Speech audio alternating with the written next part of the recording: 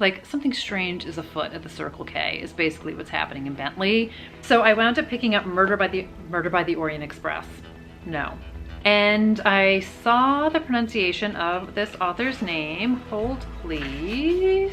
Dun, dun, dun, dun, dun. All culminating in a twist you won't see coming. I don't want to hear that. I don't want to hear about the twist I won't see coming. Hi everybody, it's Audrey and welcome back to Chapter and Converse. And welcome to the holiday book haul to end all of my holiday book hauls / no spend January is here. So I did a last hurrah. So this is a mix of gifts that I got from other people and gifts that I got from myself, and we're gonna dive right in. I'm once again so happy to be partnering with Book of the Month on today's video. And Book of the Month is a fast-growing online book service for readers. And every month, their team vets hundreds of books, and they curate a collection of new and early release titles so that you can spend more of your time reading and less of your time doing the research. And their mission is to promote new and emerging voices and to help you find more books that you're going to love. Book of the Month is only available in the US, but it is a completely risk-free service. So if one month you don't see a title that strikes your fancy, you can skip that month. So any month, anytime, totally risk-free, no charge to you. Book of the Month has the best prices out there for new hardcover fiction, and you can get your first book for only $9.99 using the code LETSGO. So I will include the link down below and all of the details, and then before we dive into my whole haul of holiday gifts, let's take a quick look at what Book of the Month is offering in January. So if you guys watched my January most anticipated books, then two of these books are going to be super familiar to you, and I could not be more thrilled when I opened up the box and saw Reckless Girls by Rachel Hawkins and The Maid by Nita Prose. So I legit let out a scream when I opened up my box because I was so excited to see both of these books. So first up, Reckless Girls. I read The Wife Upstairs by Rachel Hawkins last year. I totally loved it. I'm completely invested in her writing and her storytelling. This is isolated South Pacific vibes. We have a couple couples that are going on a sailing trip, and things go, from what I understand, horribly awry. So I do feel like this is going to be super atmospheric. It's got some gothic vibes going to it. I think in the cold winter days in New York, I'm going to be happy to be lost in the South Pacific. So I'm totally here for this one. And then the other book, which I was super excited about, is The Maid by Nita Prose. So this is a mystery. We follow a maid named Molly, and she works at the super fancy hotel, the Regency Grand, and she winds up finding one of their most high-profile guests dead in his bed. And Molly herself becomes the police suspect #1. So she partners up with her friends and she needs to prove her innocence, so it's definitely got that amateur detective vibe to it. Now this is their add-on title for the month of January, but if you're a new member, you can select this as your main title when you sign up. So Book of the Month is so much more than great thrillers. They also have books from all different genres, so there's something for everyone to choose from. So if you're into historical fiction, they have The Magnolia Palace by Fiona Davis is in here. Another book which is about the dynamics of female friendships, which I'm super interested in, is Fiona and Jane by Chen Ho. So this follows these two girls in multiple points of view over 2 decades of their life, and really, as I say, explores that friendship between the two. Female friendships is definitely a buzzword for me, so I'm very excited about this one. And then the next up, we have what I believe is a bit of a romance, and it says, "There's nothing like a little competition to heat things up." This is Love and Other Disasters by Anita Kelly, and this takes place on what appears to kind of be like a Top Chef type of cooking show called Chef's Special. So we have Dahlia, who's there to live out her culinary dreams. They're all coming true. So her marriage is ended, but she's on this show and she's super excited about it. And then she meets the competition, and that's London Parker. And it says London's fighting for more than just a cooking title. Not only did they just come out as non-binary on national television, but it's an opportunity for London to raise some support and a ton of cash for the queer community. No pressure. So I love me some hate to love kind of a vibe. I love a bit of reality TV put into it. Love me a little bit of romance. I feel like this is gonna hit the spot and also heat me up a little bit in the cold winter months. And then the last book I have is Black Cake, and this is by Charmaine Wilkerson. So this is a debut novel, and this is really a family drama. And we really get different layers about how the past impacts the present and the history of how secrets and betrayals and memories can shape relationships and shape history. So I love that you get a lot of variety in the different books that you have here. And like I said, they curate these, they look for new and emerging voices, and there is always something for everybody. Thank you again to Book of the Month for sponsoring today's video. And like I said, I will include the links and the code and everything down below so you can get that first book for $9.99. Okay, so I have a giant pile of books that I said are gifted either to me or by me for me, and they're all mixed up together, but we're just gonna start diving into them in any old order because that's basically how my brain works. So the first book I have here is one that was definitely on my most anticipated list, and it's Hello Transcriber by Hannah Morrissey. So this has been getting so much great pre-buzz. This came out in November, and this follows a police transcriber, and she is also an aspiring writer, so yay for her.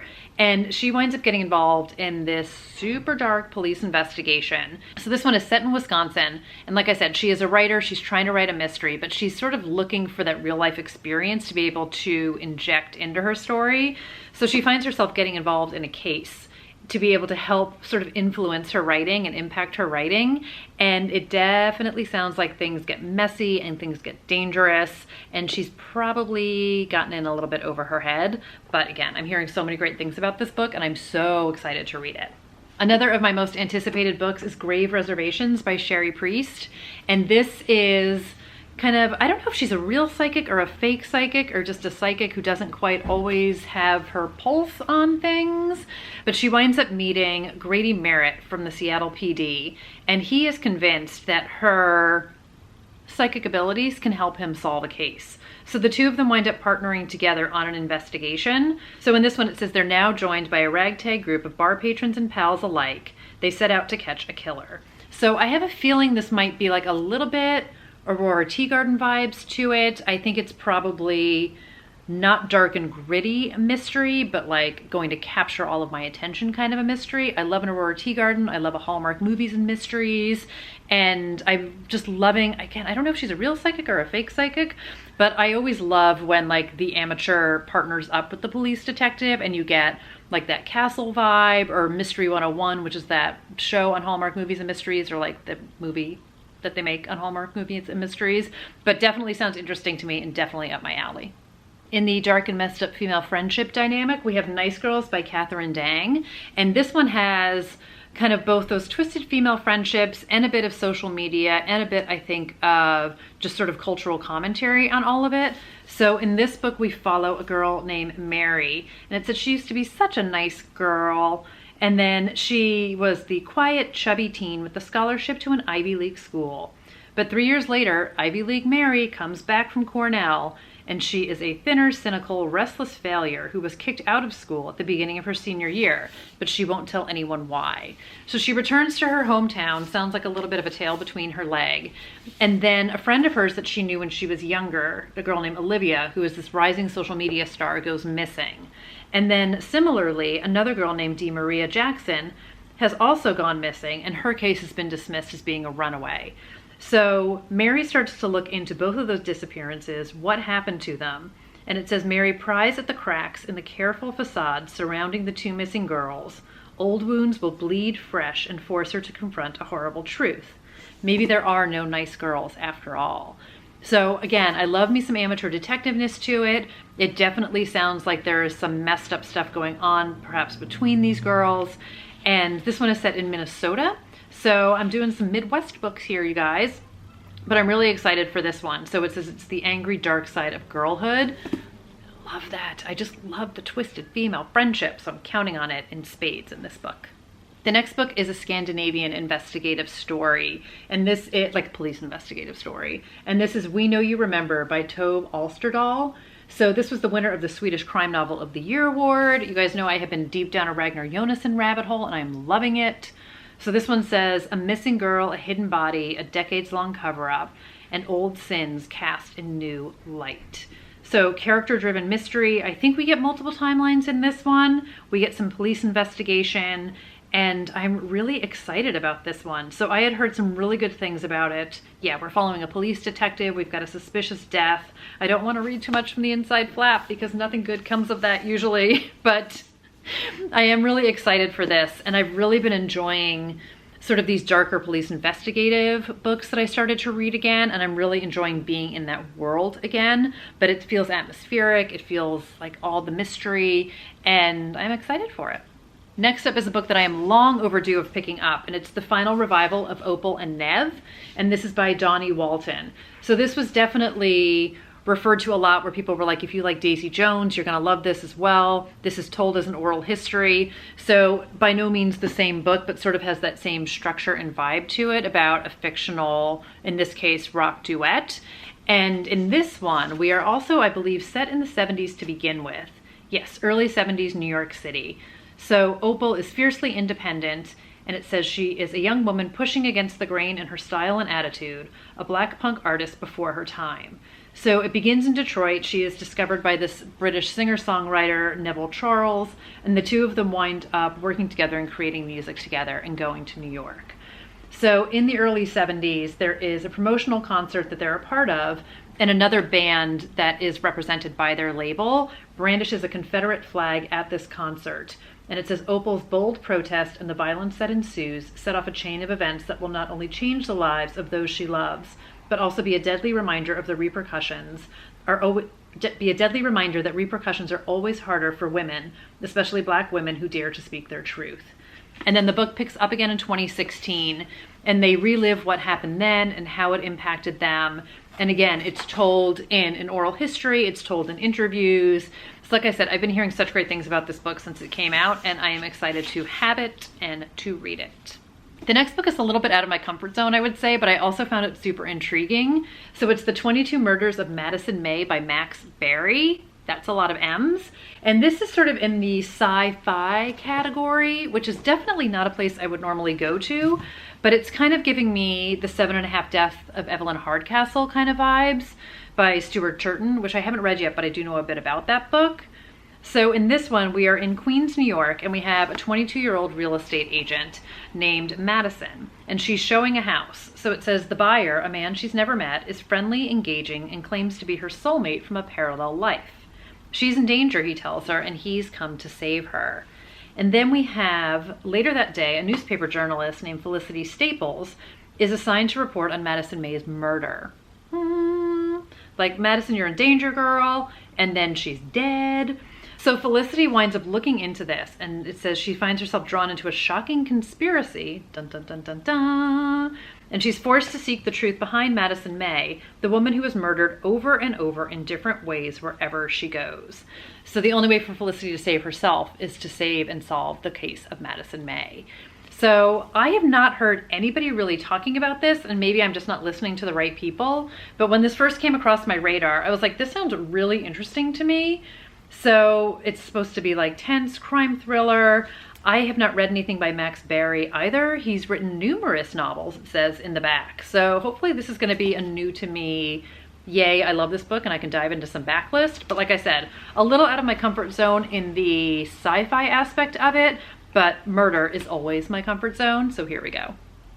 One of my favorite things to do at a sale, and one of the things I've been doing a lot of lately, is trying to pick up new editions of books that I love, editions of books that I don't currently have, like beautiful hardcovers of. I'm a little bit attached to a special edition of a book. I wound up picking up Murder on the Orient Express by Agatha Christie. I have read this before. I used to have a pocket paperback of this, and I got rid of it a long time ago, always with the intent of repurchasing it, and I never did. So I saw this edition, I feel like around Black Friday when I was shopping for people's Christmas gifts, and I almost picked this up for myself, and I was like, no, don't do it. And then when I went back to Barnes & Noble when they had their 50% off hardcover sale, I was like, yes, do it. And there was only one left. So it's just absolutely beautiful. I love the inside. Classic book of hers. If you guys haven't read this one, it's so good. I've seen the original movie. I haven't seen the remake movie. It has deckled edges, which I love, but just classic Christie, such a fan of hers, and I'm just so happy to have this stunning version of it to add to my shelf. The next book I have, I was hearing about on a Best of podcast, and I want to say it was Sarah's Bookshelves that I heard it on, and I was like, oof, I totally need to get this book. And it's White Smoke by Tiffany D. Jackson. So I read Monday's Not Coming earlier this year, and I really enjoyed it. And I do have the ebook of Grown, and I haven't read it yet, but I have super curiosity about this because this has kind of like spooky, ghosty, haunted house vibes to it. So it almost is reminding me a little bit of Home Before Dark. And then I think it has a little bit of like a Get Out vibe to it also. So this is young adult thriller. And it says Marigold is running from ghosts. I don't know if that's literal or metaphorical ghosts, but she winds up moving to a new city. Her mom is getting remarried. She has a stepsister named Piper, and they have moved into this renovated picture perfect home on Maple Street. Totally sounds perfect. And it says the only problem is household items vanish, doors open on their own, lights turn off, shadows walk past rooms, voices can be heard in the walls, and there's a foul smell seeping through the vents. So Marigold is also the only one who seems to notice any of this stuff. So I'm gonna guess that she's going to investigate what's going on here. And it says as the house closes in, Mari learns that danger isn't limited to Maple Street. So chilling psychological thriller. I'm really interested in this one. I just love me, you guys know, like some spooky, haunted, anything with those Home Before Dark kind of a vibe. And when I heard it on a best of list this year, I was like, oof, I totally need to check this one out. So thank you, Barnes & Noble, for your half off sale. So the next one is The Lingering by S.J.I. Holiday. And this is definitely like a couple who is looking for a fresh start in a new home. And it says it's a self-sufficient commune established in a former psychiatric hospital. But the couple are clearly not all they seem, and their arrival sparks a chain of unexpected and unexplained incidents. So there's some disturbing history, past is haunting the residents, someone is seeking retribution. This definitely sounds ghosty and creepy. I saw Abby from Crime by the Book recommend this one as a good creep fest. So I'm really interested in this one, and definitely it looks sort of like, again, in like that lock every door kind of a way, even though I don't think this takes place in New York, but it just reminds me of like those big apartment buildings in New York City. So this one sounds fun. And then the next one I have is Exquisite, She Loves Me, She Loves Me Not by Sarah Stovall. So this is another one. It's a slickly claustrophobic story of obsession, forbidden love taken to the extreme will have you squirming in your seat. So it says, she stopped crying and looked at me, silent, her blue eyes fixed upon me. I shuddered. I thought, I am in the presence of evil. So this is about two authors who meet at a writer's retreat, and it says the chemistry is instant and a sinister relationship develops. Or does it? Like, I don't know. Breathlessly pacey, taut, and terrifying psychological thriller.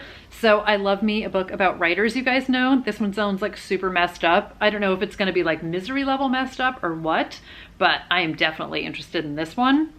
And then the last one in this little pile I have is We Have Always Lived in the Castle by Shirley Jackson. I've never read any Shirley Jackson. I was going to read Haunting of Hill House this year, and I just didn't get that far. But then I really feel like I was missing out on these classic books, especially these classic creepy books. So I did pick this one up. I don't honestly even know too much about it / anything about it, but I felt like it was one that I definitely was having some FOMO about. So I picked it up, it's in the collection, and when I read it, I'll let you know what I think. The next book I have is one that I definitely debated back and forth on because I was super intrigued, then I thought maybe it's not for me, then I was super intrigued, then I thought maybe it's too bloody for me, and again, I bought it. I'll let you guys know what happens. And it's My Heart is a Chainsaw by Stephen Graham Jones. So I listened to The Night of the Mannequins that he wrote like end of October, spooky, it was a novella, and I really loved it. I really loved the dark humor of it all. I liked his writing. I liked the characters in that one. So it was really after I read that I was like, okay, maybe I can do this. And I heard it's bloody, but we're gonna give it a go. So this one is definitely like a love affair homage to scary movies and slasher films. And in this one we have a girl named Jade. So she's hardcore 80s slasher film fan. So she's in high school and she lives in this small town, Proof Rock. And it says nestled 8,000 feet up a mountain in Idaho, alongside Indian Lake, home to both Camp Blood, the site of a massacre 50 years ago, and as of this summer, Terra Nova, a second home celebrity Camelot being carved out of a national forest. And it said, but that's not the only thing getting carved up. So is their town turning into a slasher film? And Jade is kind of not mad about it. So I don't know if this is fantastical in any kind of way or if it's all supposed to be grounded in reality, But apparently Jade very much thinks that her hometown is deserving of a slasher, and she's here for it. So it says, go up the mountain to Proof Rock, see if you've got what it takes. See if your heart too might be a chainsaw.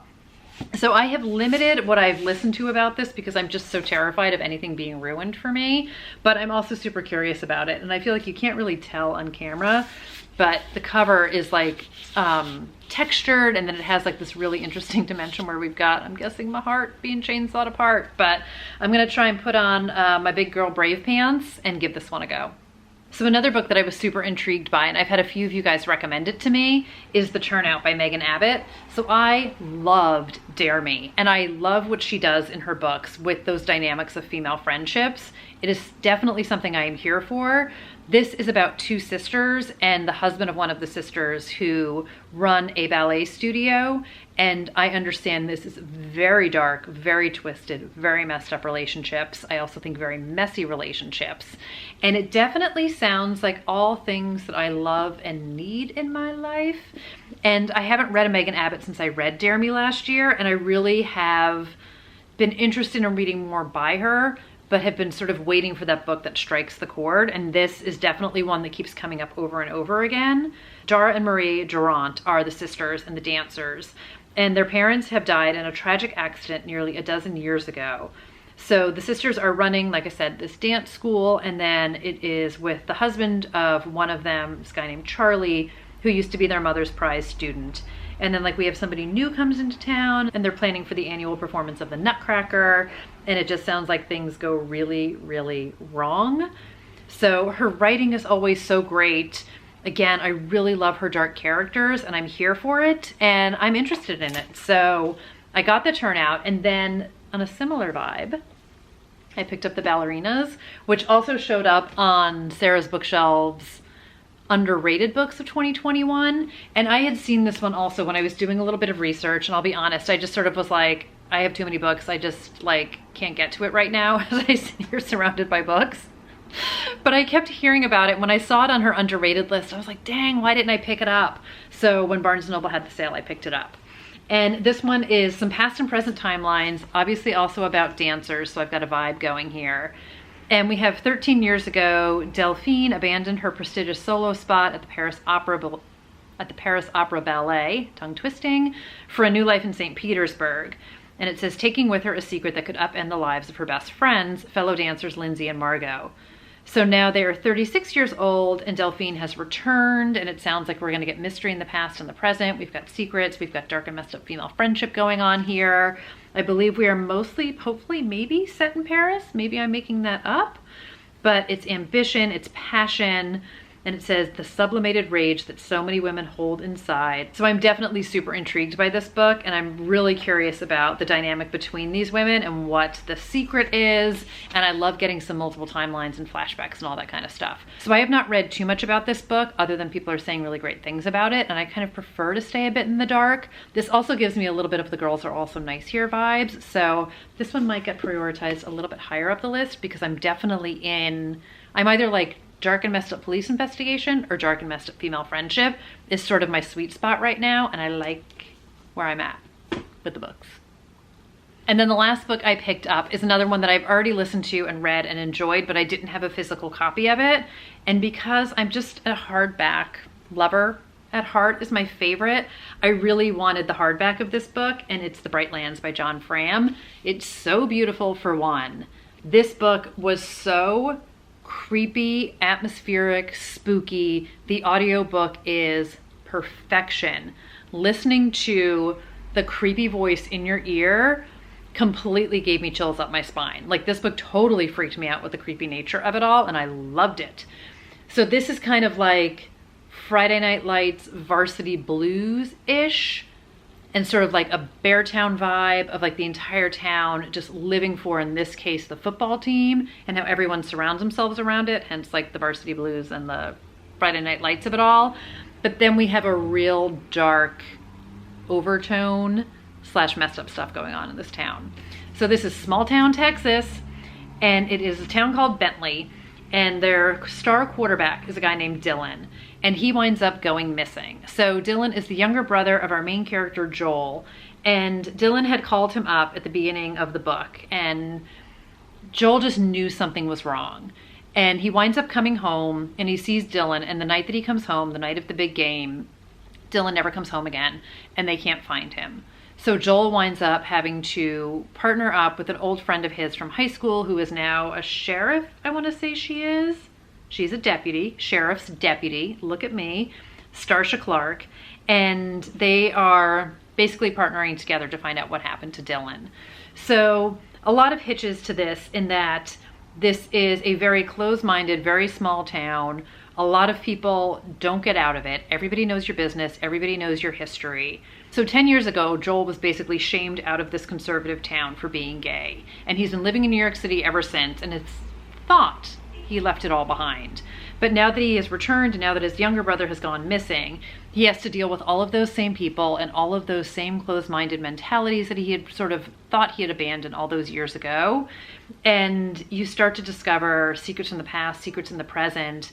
There is something not like something strange is afoot at the Circle K is basically what's happening in Bentley. I 1000% did not see this book coming. I was not prepared for how much I loved this book. It's so well written. It's such beautiful characters. It's so dark. It's so messed up. It's so creepy. There's so many different themes going on here. I really enjoyed, sort of similarly to what you see in Beartown, this look at the toxic masculinity of the team, of the town, rallying around this group of boys, how they can do no wrong, how everybody wants to be them, how all the girls want to date him or date them, and just what pedestals they are all put on, and how this entire town just lives and dies for this football. And it's just so interesting to read this, and then with sort of the horror vibes that are placed over it that John Fram does. I just loved this book so much. I thought the characters were so well developed. I did not know what was going to happen at the end. I was not sure where this book was going. The audio, like I said, is tremendous, and I do want to read this again, and I wanted to have it in my collection, so I'm so excited I found it. So that's going to do it for my last epic book haul of 2021. Thank you again so much to Book of the Month for sponsoring today's video. I'm so happy to be collaborating and partnering with them again this month. And again, if you missed it, I will link all of the information down below, their website, all of that good stuff. Let me know what you guys purchased in December. Did you do one of those final hauls? Did you visit that tempting Barnes & Noble sale? And if you've read any of these books and would recommend any of them sort of bump their way to the top of my non-TBR TBR, let me know that as well. But thank you guys so much for watching, and I will see all of you guys really soon in another video. Bye everybody.